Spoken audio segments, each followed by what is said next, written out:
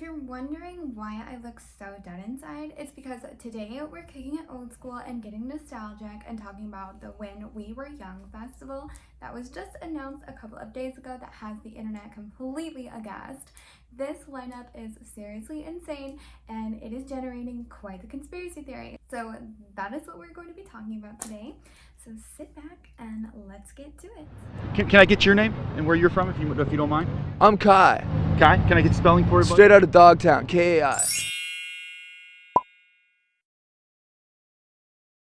Hola chula, thank you so much for clicking on to this video, and if you are new here, well then hi, hello, my name is Kai, and today we are going to be talking about the When We Were Young festival.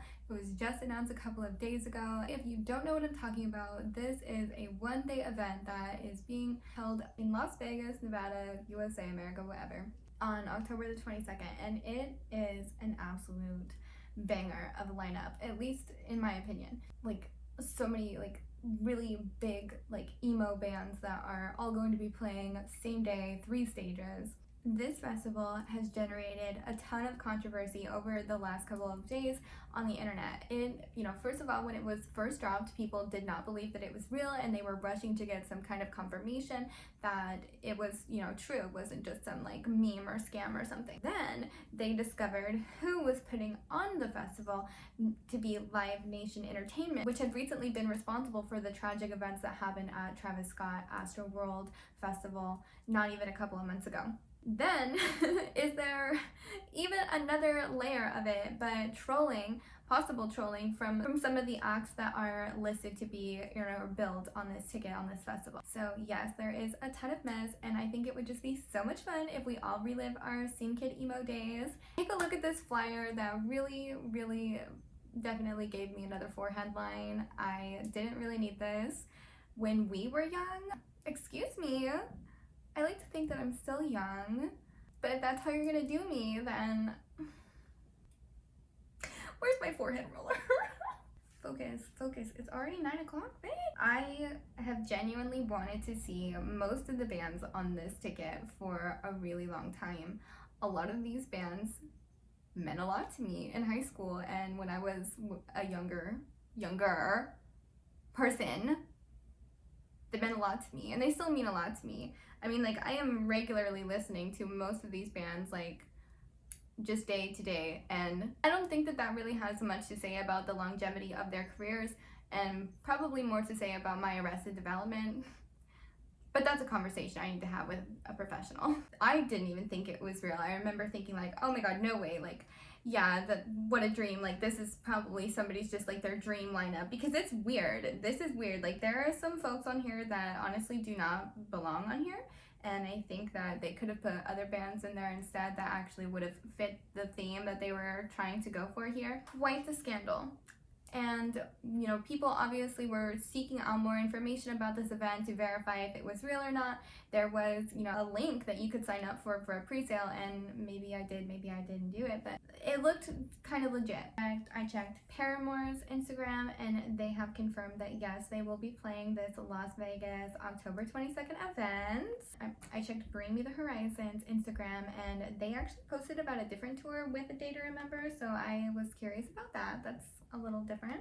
Checking Avril Lavigne, I did not see anything on Miss Avril Lavigne on her Instagram, so I don't know about that.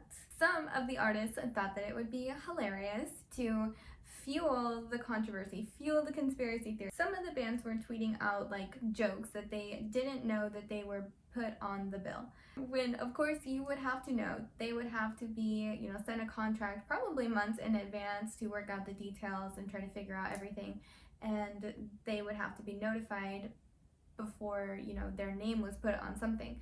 That's like a legally binding contract. Like, if one of those things did not happen, then that would be a scam. Artists like Royal and the Serpent are joking online that they didn't know, and then later tweeting how they're just trolling, just having a laugh, and that's really cute, that's really funny, but definitely added a lot more to how people were feeling anxious about her. It just wasn't sitting right with a lot of people, and I've seen a lot of people like voicing their concerns about this event specifically because of who it's being run by, Live Nation Entertainment. Live Nation Entertainment Incorporated is an American global entertainment company that was founded in 2010 following the merger of Live Nation and Ticketmaster. The company promotes, operates, and manages ticket sales for live entertainment in the United States and internationally. It also owns and operates entertainment venues and manages the careers of music artists. So obviously, like, Live Nation Entertainment is pretty big deal. They are a mega corporation and they host events like this all the time. However, they have been known to have some legal controversies, especially what they would be known for at this point is the horrible tragedy that happened during Travis Scott Festival, Astroworld, and the fact that people actually unfortunately lost their lives and several more were injured due to overselling, overcrowded venue, people rushing the stage, as that could happen at any show. Put that energy that's obviously already going to be there because hello, it's a live music show. Then you pair that with not as much security, or maybe they're cutting corners on the security and definitely overselling their shows. That's gonna be a recipe for disaster no matter how you slice it. The company has faced various lawsuits alleging ticket pricing, hidden fees, and anti-competitive practices. Destiny's Child manager Matthew Knowles unsuccessfully sued Live Nation in 2011, asserting that the company had spread false information about his business dealings with Beyoncé. In 2021, Live Nation Entertainment was a promoter for Astroworld, a music festival headlined by rapper Travis Scott. After 10 audience members died at the festival and hundreds injured, Live Nation was sued and stock price fell in December 2021. The United States Congress House Oversight Committee the United States Congress House Oversight Committee announced a bipartisan investigation into Live Nation's role in the tragedy. So this is an ongoing issue. This is something that they are still in the middle of because this did not happen only but last month. The idea that I would consider to probably have the most truth is that Live Nation is in some hot water right now and they are bleeding money. Their stock has fallen. This is a mega corporation. Their only reason for existing is to make money and grow in influence, grow their company. So if they are bleeding somewhere, in the margins, because they're having to pay so many legal fees or have lawyers or they're in court or they're being investigated, whatever. It just seems like they might be playing on people's nostalgia as a way to generate a large sum of money at a time when they're definitely financially hurting.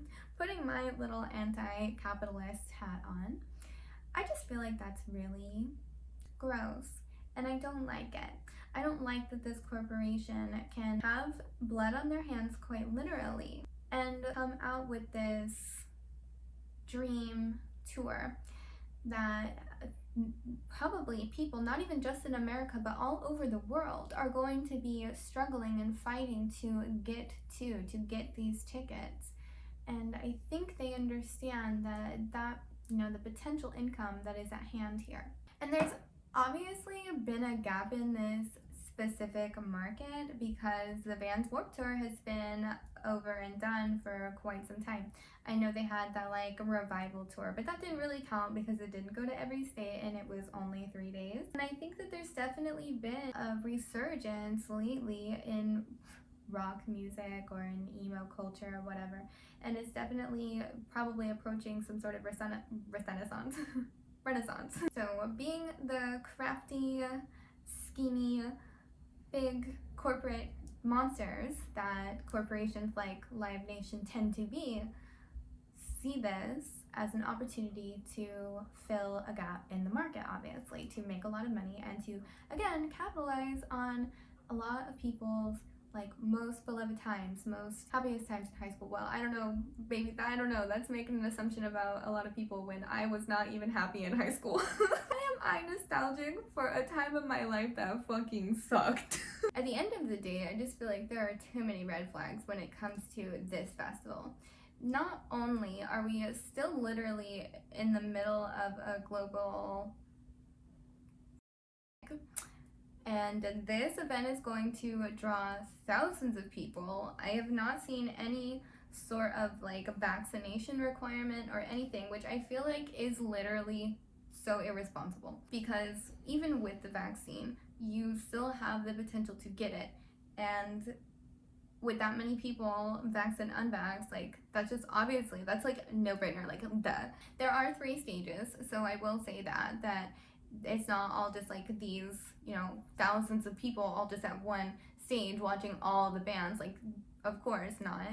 There's going to be 3 stages, so I feel like that does sort of lessen the potential for there to be like super overcrowding. But I don't know if they're not putting like caps on anything and it's just whatever, they're trying to make as much money as they can, then who knows? Do you really want to put 224 plus tax plus fees of your dollars in the pockets of people who are responsible for the literal death of somebody who was once just like you, who was buying a ticket to go see one of their favorite artists play and probably thought that they were going to have the time of their life, and then they died? And I do not feel comfortable knowing that I'm helping support something like Live Nation. And is that probably inevitable since they are such a huge, they're such a huge like part of this industry? Like, have I probably given these folks money in the past? Probably yes. Knowing what I know now, I just don't necessarily feel like I can do that in good faith. I would hate to like me get someone else sick or like somebody get me sick. Like, I'm not trying to do that either. I hate Vegas. Nobody ever talks about it, but Vegas is trash. So like, I don't really drink. I mean, I could drink, but I don't really drink.